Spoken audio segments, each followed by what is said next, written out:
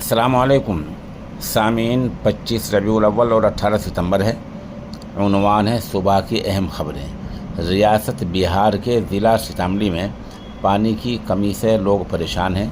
ज़िले के परिहार, बोखरा, नानपुर,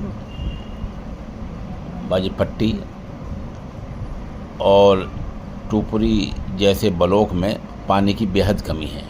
बहुत से इलाकों में पानी के टैंकर पहुंच रहे हैं। ये टैंकर दो तरह से पहुंच रहे हैं, एक तो सरकार पहुंचा रही है और एक वो लोग जो वहां से उम्मीदवार बन सकते हैं, वो किसी पार्टी के हों, ऐसे लोग गांव में टैंकर पहुंचा रहे हैं। लेकिन क्या ये पानी का मुस्तकिल हल है, ये एक सवाल है।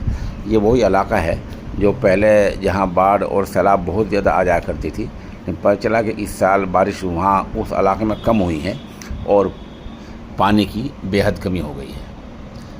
उधर वज़ीर दाखिला अमित शाह बिहार के दौरे पर हैं, जहां इलेक्शन मुहिम में अमित शाह पटना में 10,000 साधु संतों से मुलाकात करेंगे और उन्हें वोट के लिए कहेंगे।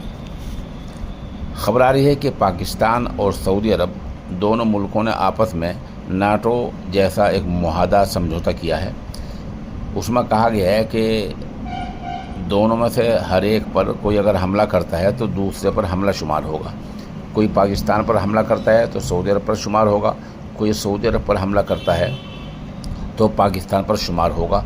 ऐसा समझौता, ऐसा मुआहदा दोनों ने किया है। इस मुआहदे पर मोहम्मद बिन सलमान और पाकिस्तान के वज़ीर आज़म शहबाज शरीफ के दस्तखत हैं।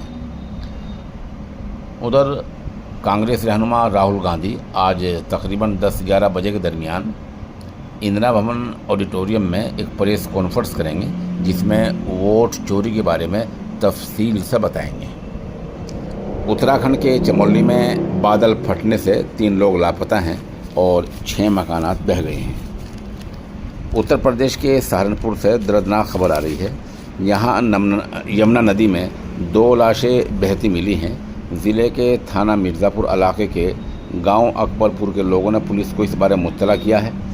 लाशों को निकाला गया, तिब्बी कार्रवाई के लिए भेजा गया है। एक लाश की पहचान सुंदरी साकिन मुरादाबाद और दूसरी की पहचान मोनू साकिन संबल के तौर पर हुई है।